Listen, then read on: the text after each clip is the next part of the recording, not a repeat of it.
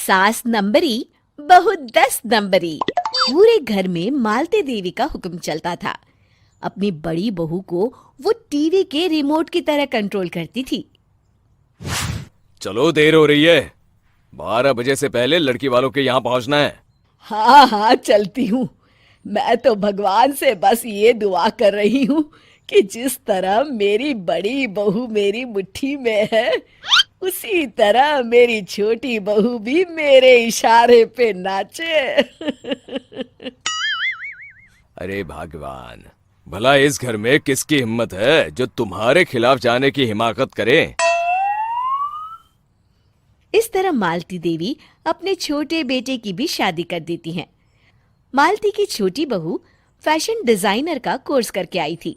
उसका सपना था कि शादी के बाद वो अपना खुद का बुटीक खोले। एक दिन, क्या बात है छोटी, तू तो एक से बढ़कर एक डिजाइन बना लेती है। इसमें कौन सी बड़ी बात है दीदी? आप चाहे तो मैं आपको भी सिखा सकती हूँ। हाँ, फिर हम दोनों मिलकर एक बुटीक खोल लेंगे। लेकिन दीदी, उसके लिए तो बहुत पैसे लगेंगे। हाँ तो क्या हुआ, पैसे माँ जी से ले लेंगे। हाँ हाँ, मेरे पास तो पैसों का पेड़ है ना, तोड़ के तुम दोनों को दे दूंगी। मेरी एक बात अच्छी तरह समझ लो, मैं तुम दोनों को एक ढेला भी नहीं देने वाली। बड़ी आई बुटीक खोलने वाली। ये आप क्या कह रही हैं माँ जी? आप हमारी मदद नहीं करेंगी तो कौन करेगा? अरे अगर बुटीक खोलने का इतना ही शौक है तो अपने माँ बाप से पैसे क्यों नहीं मांग लेती? मेरे पैसों पर क्यों आंख गड़ाए बैठी हो तुम दोनों?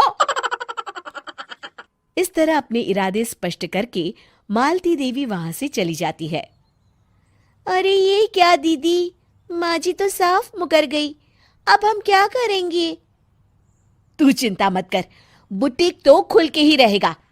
कहते हैं कि घी जब सीधी उंगली से नहीं निकलता तो उसे उंगली टेढ़ी करके निकालना चाहिए। माँ जी अपने आप को समझती क्या है? पूरी सोसाइटी जानती है कि माँ जी ने अपनी सास को घर से निकालकर उनकी दौलत पर कब्जा कर लिया है। हाँ दीदी, अब तो जैसे को तैसा करना पड़ेगा। फिर दोनों बहुएं मिलकर एक साजिश रचती हैं। एक दिन, अरे नालायक, जरा ठीक तरह से पैर दबा, बिल्कुल मजा नहीं आ रहा। खाने पीने में तो कोई कसर नहीं छोड़ती। तभी वहां बड़ी बहू हाथ में एक फॉर्म लेकर आती है। माँ जी, आपके लिए एक खुशखबरी है। सरकार सभी बुजुर्गों को हर महीने 10,000 रुपये पेंशन देने वाली है। अरे ये क्या कह रही है तू? क्या सच में मुझे हर महीने घर बैठे 10,000 रुपये मिलेंगे? हाँ माँ जी, दीदी सच कह रही है। कल टीवी न्यूज में इस बारे में बता रहे थे। बस आप ये फॉर्म पढ़ के इसे भर दीजिए और अपने दस्तखत कर दीजिए। मैं इन्हें ले जाकर जमा करवा देती हूँ। अरे नालायक, बड़ी कामचोर है तू। इस बुढ़ापे में कहाँ तुम मुझसे फार्म भरवा रही है? खुद ही भर ले, मैं दस्तखत कर देती हूँ। ठीक है माँ जी। फिर बड़ी बहू बड़ी चालाकी से फॉर्म के पन्नों के बीच प्रॉपर्टी के पेपर छिपा कर रख देती है और उन पर मालती देवी के दस्तखत करवा लेती है। कुछ दिनों के बाद मालती देवी अपने पति के साथ 2 दिनों के लिए अपने एक रिश्तेदार के यहाँ जाती है। दूसरी तरफ दोनों बहुएं पूरे घर पर अपना कब्जा कर लेती हैं। मालती देवी जब अपने रिश्तेदार के यहाँ से लौटती हैं, तब अपने कमरे में ताला लगा देख आग बबूला हो जाती है। अरे नालायको, मेरे कमरे में इतना बड़ा ताला किसने लगाया है?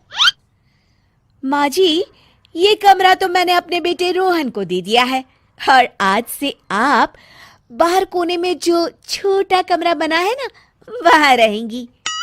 अच्छा, मैं उस सड़ेले कमरे में रहूंगी है? तेरी ये कहने की हिम्मत भी कैसे हुई?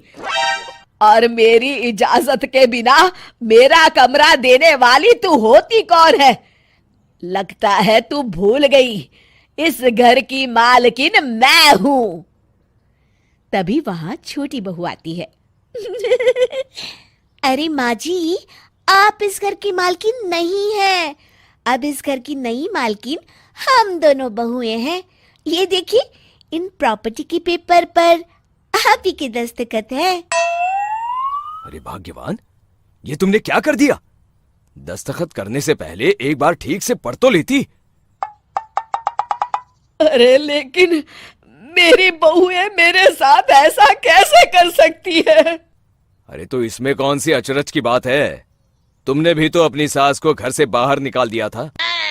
टूटा फूटा ही सही, शुक्र करो कि इन दोनों ने कम से कम हमें रहने के लिए कमरा तो दिया।